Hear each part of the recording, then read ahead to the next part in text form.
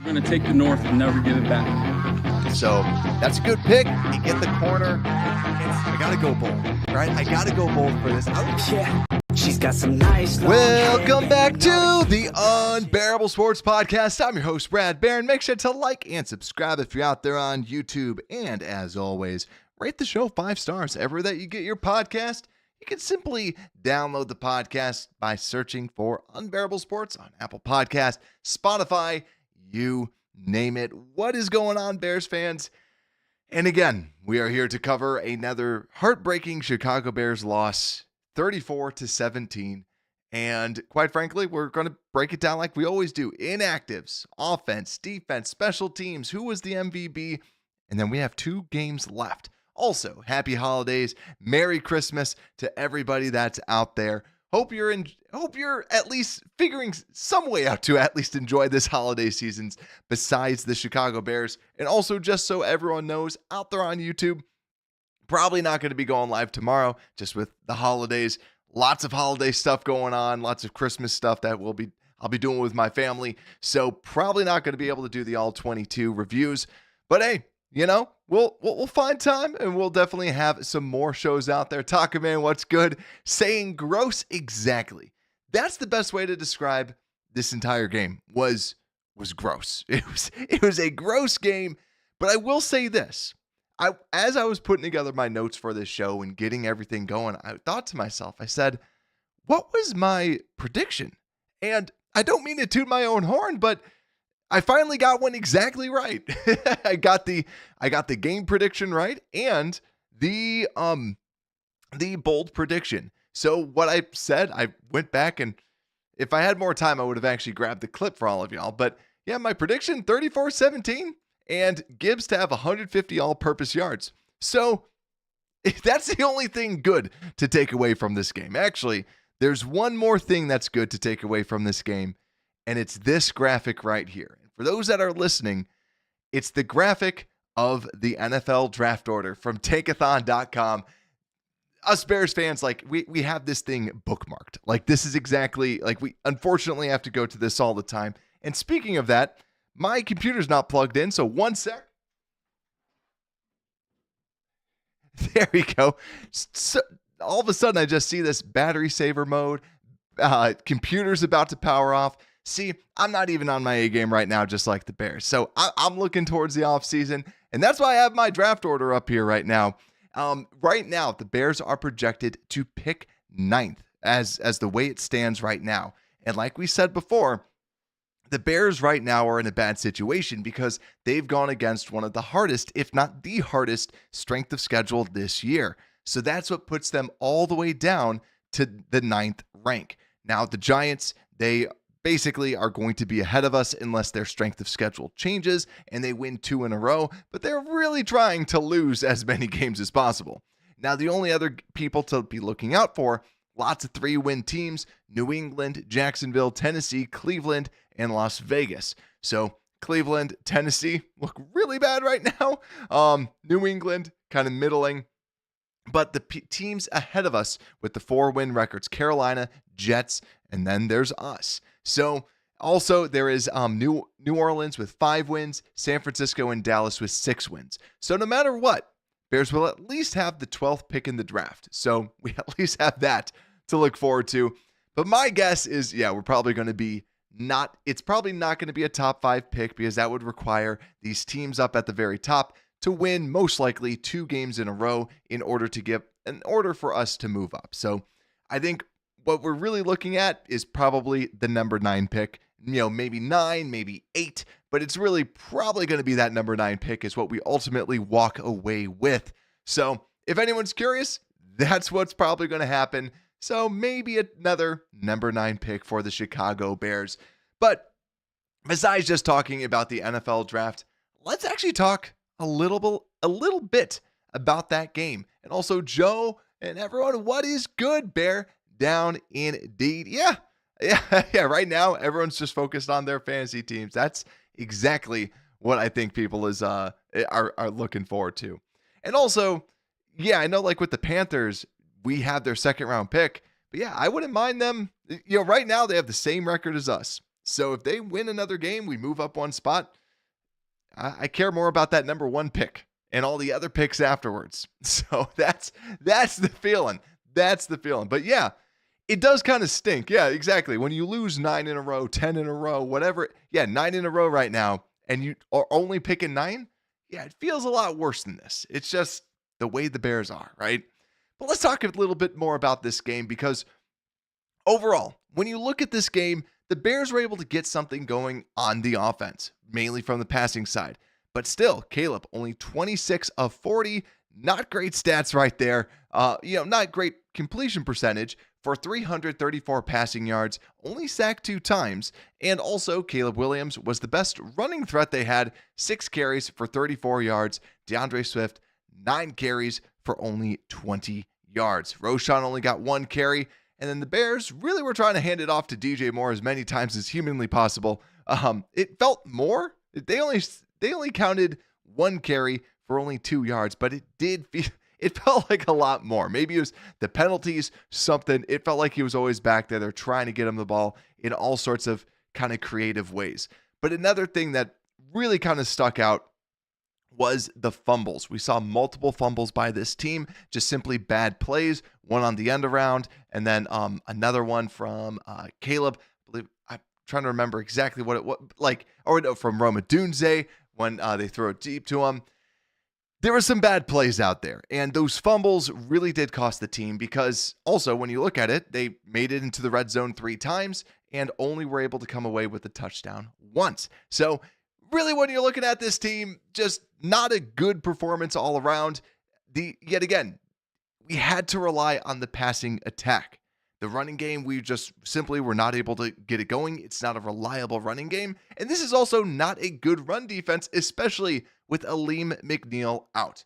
It just furthers the point that this entire offense is broke. This running game is broke. And we just have to overhaul the entire offensive staff, which we will be doing, because we need something completely brand new in order for this run game to at least work. And still, just early looks at this, you just see DeAndre Swift busting a lot of runs outside. And I don't have the advanced metrics from how he played because he didn't get over 10 carries. So unfortunately, I don't have the stats on that right now. But just from looking at it, there's so many times when you watch him, just see how many times he busted outside. It's not saying that I'm not saying the blocking is perfect. I'm not saying the blocking is 100% there. I'm just saying that when they're in the red zone and it's like 2nd and 7, was it? 2nd and 6. And then he carries the ball and he's going to the outside and he goes and gets tackled 2 yards behind the line of scrimmage as he's trying to bust it outside. That's those negative plays that kill you. And when your running back does stuff like that, and he's kind of been consistently doing that throughout the season. We've only had a couple games where he's really gone off, and it's just this very not consistent play. I'd like my running game to be consistent, and and I like what Taco Man's saying. He's tired of Swift. Rowe was back. I want to see more runs with Roschon Johnson, and we talk about this with anything. It's good to have competition at your job day to day, like us as normal people working normal jobs. We need competition. And if you're the only person that does your job, you might not be trying your hardest. When you have a little bit of that competition, it gets the most out of you. Put Roschon Johnson out there. Let Roschon Johnson show what he can do with this offense. And let him show, look, I lower my shoulder pads and I get some yards. And it's just simple yards, simple plays. They're 2 different types of players, yes, but it's just those getting the easy yards. And also when you bust it out to the outside, that's where there's some holding penalties too. Now, yet again, on the inside, it's not perfect blocking, but no one gets perfect blocking all the time. And that's, I think, what Swift has been so accustomed to being at the Lions, being at Philly. It just really has not been good because you wanted this running game to be good and solid, and it just hasn't been that way. And you wanted to try, what's a quarterback's best friend? A good run game. Because if Caleb's not slinging it, if Caleb is, heightened up on emotions, like we've seen him in games, like when he's overhyped, he's not looking good. And I think that is something that just continuously kills us is just the lack of consistency with this run game. And we saw it today. And then also, too, this defense still not great against the run. Jahmyr Gibbs, 4.7 yards a carry. Now, a good handful of those were in the red zone. So, take it for what you will. They're still able to consistently run the football against us. And then also Jared Goff, I'll just slide my face over to the other side, 336 passing yards. Now, yes, one came on a deep ball that was 82 yards to Jameson Williams, but still, it's just 23 of 32. He was able to do whatever he wanted, pass all over us. Amon-Ra St. Brown continues to have good games against us, 6 catches on 8 targets. And Jahmyr Gibbs, like I said, I predicted, my bold prediction, he would have 150 all-purpose yards. Yet again, not super, super bold, but still, he had over 150 all-purpose yards. So not great overall. But let's see what y'all are saying. Yeah, left side of the line was getting kicked out in first quarter. Definitely killed what running game? Yeah, good point. And also, too, Thomas Brown went to GA, same as Swift. Yeah, Savage Gorillas out there. And then also Joe saying Poles failed on hiring Flus. And then was shocked not seeing Roshan. Yeah, I agree. I was really shocked not seeing Roshan get a couple more carries. Like, they only gave it to him when they were going to go for it on the fourth down. So, yeah. But I agree with Taco Man. Can't wait for Ben as head coach. Me too. I really do hope. I was hanging out with family this weekend, like seeing my in-laws. So they're Packer fans, Vikings fans. And yeah, they're like, so who, the talk was, what are the Bears going to do? And then they were talking about the playoffs because they get invited to the playoffs. They get to be there. Us, not so much. So, and it's just the same thing. The defense has some players, but there's going to be some pieces that I'm going to bring up a little bit later on that the defense just, we need a defensive coordinator in here, and then we just need a couple more. I do think that we're just a couple pieces away from this defense really being great and really, really being good. And right now, because of the injuries and everything, it's just not looking pretty.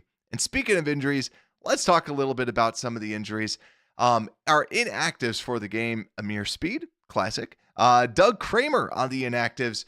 I like that. Doug Kramer has not been a good, we've said this before, Doug Kramer has not been a good fullback. He's always done something wrong. He doesn't block well when he's fullback. And it sounds so pessimistic saying that, but yet he really hasn't. He really hasn't looked great out there. And then the whole not reporting, it's like, you do have this one job. And Javon Dexter still banged up. Noah Sewell inactive. Also Travis Homer because Roshan was active. And Karan Amagaji getting the inactive piece. Because we did see Tevin Jenkins out there and we also saw Braxton Jones out there. But unfortunately, both of them ended up going down with injuries. And then what we saw was Larry Borom come out there at left tackle and Tevin Jenkins at left guard. Now, something that I will say, like I've said before, Larry Borom is a better left tackle than he is right tackle. Because if we saw that right tackle, horrific. But left tackle, he's not good, but he at least, it seemed like he at least held his wall for longer than a couple seconds, right? Right? Like, better than what he did on the right-hand side. He wasn't awful. But also, Tevin going down and Jake Curran coming in, Curran played pretty well at that left guard spot. I thought overall, the line played decent when it came down to the passing attack. That was something, yet again, it's still your backups, right? They're not going to be good. But I didn't think that they caused, like we've seen with backups, like we saw with Karan Amagaji when he came in, they didn't cause the downfall of everything else that was around them, right? It was just like, you're not going to be good, but they weren't horrible. So I think overall, I don't mind that, right? And I just want to kind of call them out for having not terrible games, right? And that's when you know you're a Bears fan, when you're like, all right, great game. You guys weren't terrible on that offensive line. Good job. Gold stars, right? So let's talk about this offense and go a little bit more into it, because something I also want to bring up was we were trying to throw the football deep, but I also wanted to, I just tweeted this out. I don't tweet a lot. I don't post a lot on X. I don't post a lot on social media really anymore. Just not a big social media guy, but I wanted to call this out because as I was going through the stats, I really like this, that Caleb Williams right now is 6th all-time in Chicago Bears passing yards for a single season. And he's a rookie. And he's had 3 offensive coordinators in 1 year. 2 head coaches, 3 offensive coordinators, and he's 6th all time for a team that has been around for over 100 years in passing yards in a single season. And what? We've gone through 15 games.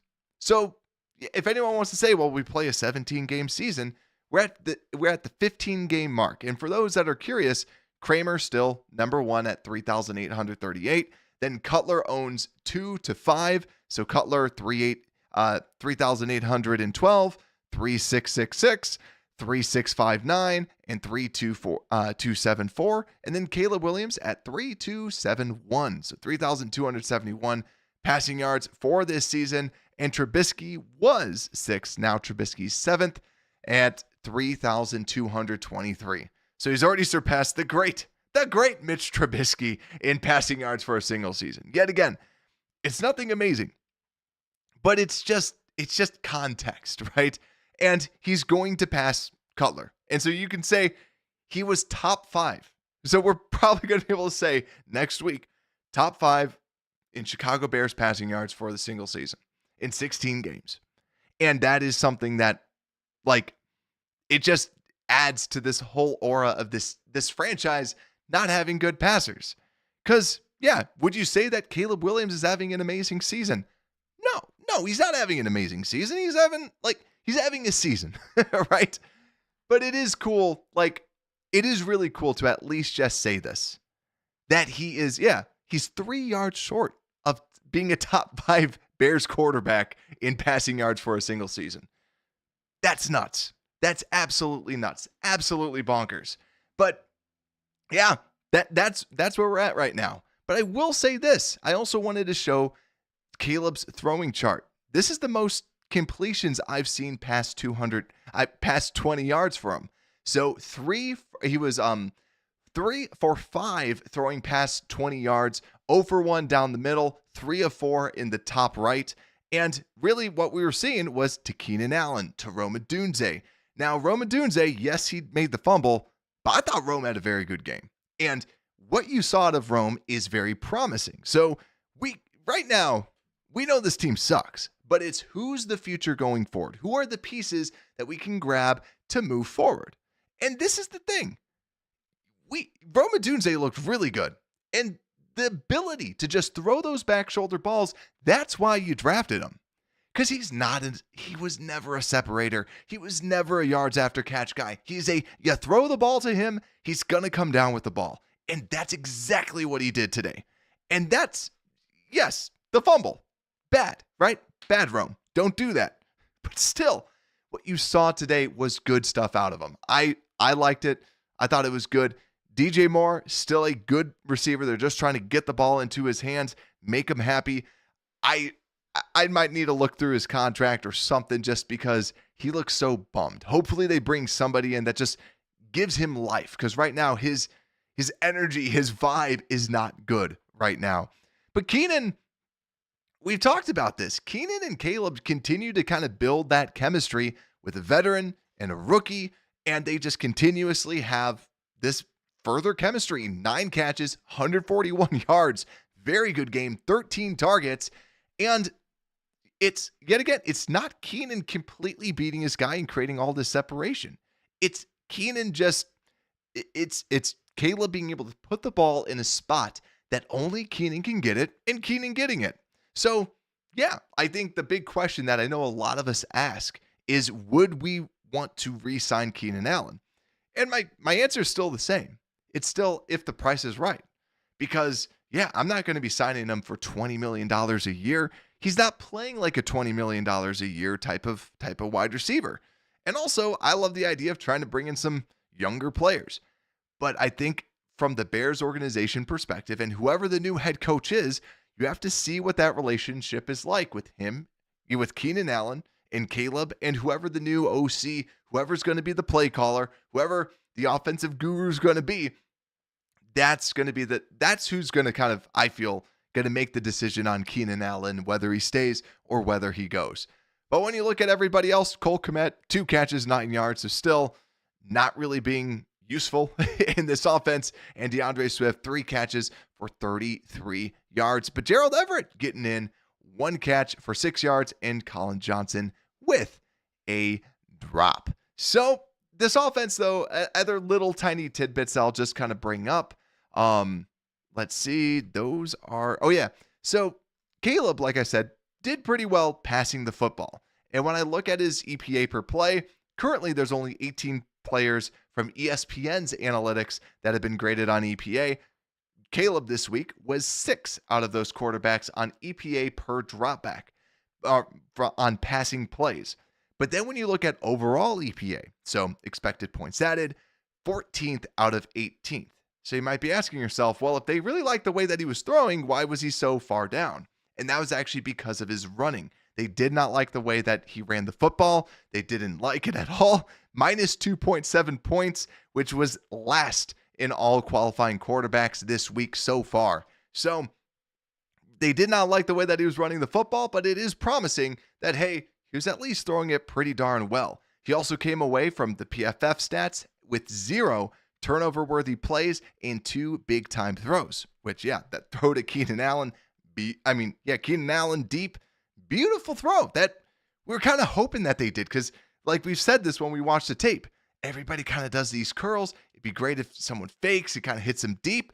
They did that, and it was good. It was nice to at least throw it, and it's the confidence. And yeah, what Taco Man's saying, that whole like trusting the receivers and getting it going, yeah, it just good stuff overall. And then also when we talk about just other advanced metrics about Caleb, 3.17 seconds time to throw, which is very long. And then also completed air yards, 6.1. Intended air yards was at 9.3 yards per pass. And then also his expected completion percentage was plus 3.7%. So what does that all mean? He was better than average with accuracy today. So good stuff there.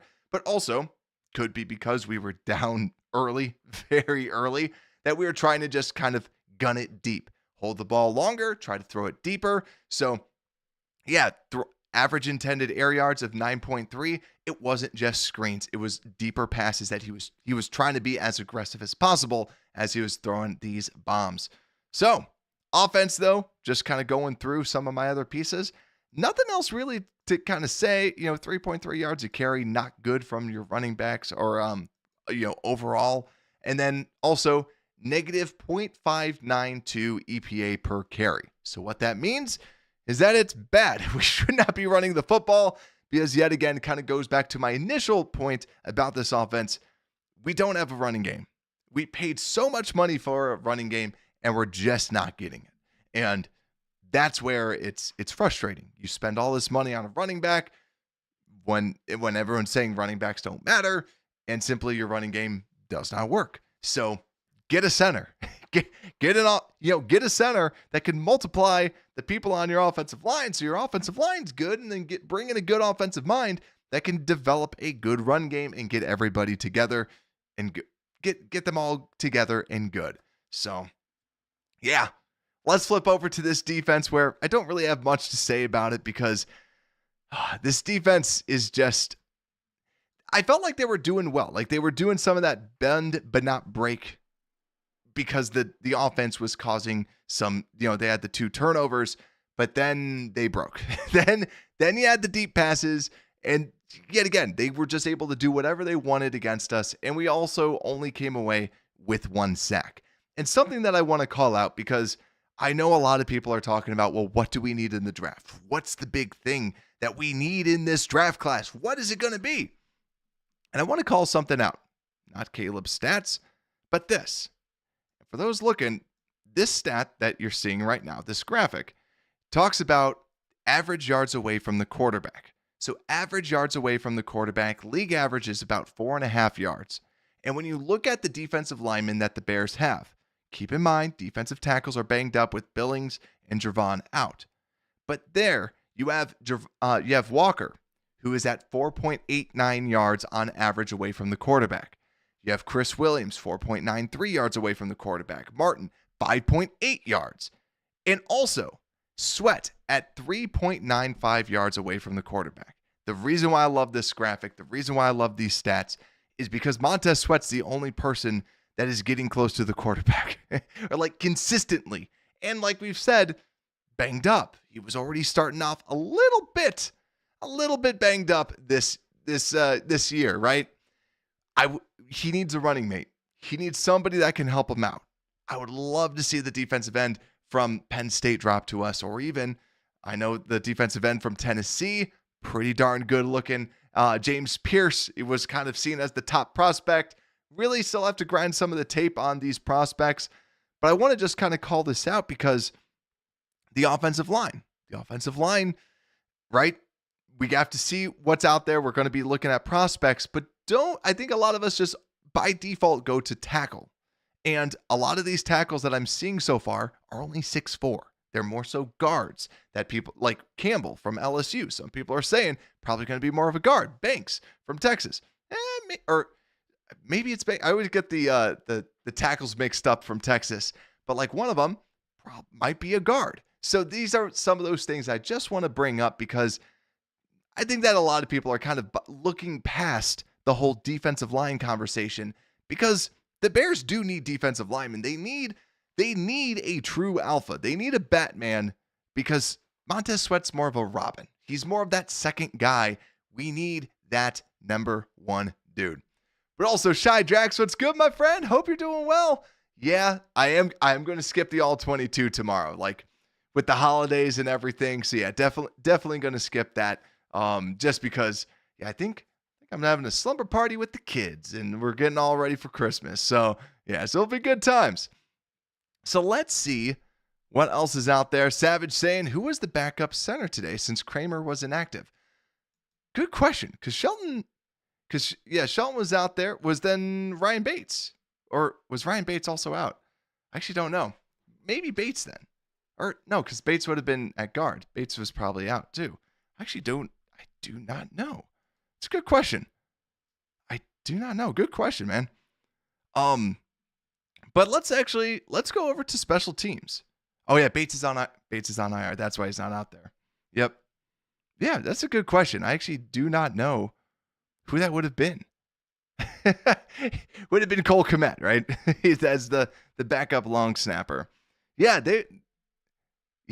unless they elevated someone from the practice squad. I don't know. Good question. But let's actually go down to the special teams because I want to talk a little bit about this.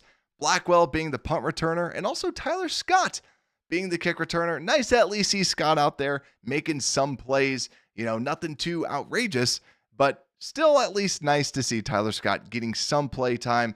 I would like to see a little bit more of him just as the season is kind of coming up to a close, just to see kind of what you have with Scott, getting him some play time, maybe a little bit. But then also Blackwell, like I said, I don't mind him as punt returner. I like him at punt returner just because he gives you good depth at the slot corner position. Wouldn't mind if we drafted a wide receiver, like a big playmaker wide receiver, shifty little guy that's able to be a punt returner and also kind of be a wide receiver as well. And someone that's actually shifty, not someone that can run in a straight line really good like Velus Jones. So give me someone like that we get later on in the draft, and maybe he can replace him. And yeah, Torrey Taylor, congratulations, 2 inside the 20. So good from there. And Santos, perfect across the board while kicking. But now it's time for the show. Wrap it up and talk about our most valuable Bear. So let me know down below in the comments, who is your most valuable Bear of the game today? Because if I go to the defense, I don't really feel like anyone really deserves it. And I will say this too. Tyreek Stevenson, I thought, broke up some plays a little bit, but still, it's just he's so up and down. Jonathan Owens with the tackle for loss. And like I said, Pickens at least got a sack. Montez Sweat, QB hit, was the best at least getting close to the quarterback. Yet again, good offensive line. Edwards, I thought, had a pretty good game, but I just don't think anybody on the defense deserves it. And yeah, if we're looking at this offense, I was tempted with Rome Odunze just because I love that they got him involved and they used Rome the way he should be used. But then he fumbled the football. And then there's Caleb. Well, I thought Caleb played well, but it wasn't game of the, like player of the game worthy. And I see a lot of people out there. I like it. So this is the thing this is the big piece. Keenan. Yep, I agree. Keenan for MVP. I agree with the chat. We got Keenan for MVP. 9 catches, 141 yards, 1 touchdown. Dude, Keenan had a game. Keenan really did have a game, and it's really nice to see because you see the chemistry building. You see just like, and it's chemistry is the best way to put it because yet again, not Keenan cooking the player in front of him. Now, yes, Keenan still has some little moments that aren't great, but it's nice to see him just having confidence with players because that's what you want. Yet again, this year was about Caleb. If we go back to the start, it was about Caleb. And if Caleb can find rhythm and look good out there like he did today, that's good stuff. Let's see what else is out there too. Corey saying, hey, just a Lions fan here, but you guys are onto something here. Reminds me of how we were when we first turned it around. Get a coach and let it progress. And for those that don't like Caleb, you're crazy. Amen, Corey. I love you, man. And Corey's saying, put him on a team with an O-line and watch what he can do. You're fortunate. Give it time. He's young. Thank you so much, Corey. And thank you for hopping on too. Like being a Lions fan, I actually hope you guys do really well. I have a lot of friends that are Lions fans, and I like I'm supporting the Lions, especially with all the injuries that they're going through. I want to see them do well. I do really, really want to see the Lions. But thanks for coming on and sharing that. Like I like the outside perspective from fans of other teams, because that's how I feel too. Is it really is like Caleb has played well, and the past couple games we didn't see it as much, right? We didn't see that performance, but someone posted, I remember seeing this on Twitter, that Caleb has had above a 100 QBR, like what QBR quarterback rating, and 10 touchdowns, no interceptions. It's like, that's what you want to see. Like he's playing, like we showed before. The dude is almost a top five passing quarterback. Yeah, that's the thing. Yeah. And exactly, it's the realistic take. It's they always say like check in on what your rivals, the fans of your rivals think of moves that you do, right? Because then that gives you the honest take on what it is. And yeah, like yet again, talking to my family that's Vikings fans and Packer fans, they're like, yeah, he's really good. But yeah, I agree with Drax out there. But F Green Bay, exactly. And actually, the Packer fans were asking me, they're like, what if your kids wanted to root for Green Bay? I'm like, nah, I'd bring up a different team. If they didn't want to root for the Bears, I'd be like, you want Tampa Bay? You want the Texans? You want these other teams? Like, yeah, no kid of mine's going to be rooting for the Green Bay Packers. But yeah, y'all, thank you so much. I definitely appreciate it. Make sure to like and subscribe if you're out there on YouTube. It helps out the show tremendously. And also download the podcast. Just search for it at Unbearable Sports. Just search for it on Apple Podcasts, Spotify. Also link in the description that goes out there too. But also too, Merry Christmas. Happy holidays to all of y'all. I don't know when I'll be going live or anything like that, but don't you all worry about that. I'll keep you all posted. We'll have the shows out there. Spend this time with your loved ones. And if you don't have anyone to spend it with, hey, I wish you the best. And also, like, play a game, do something. I'll have a show out for you all. Merry Christmas. Happy holidays. Unbearable Sports Podcast. We are out.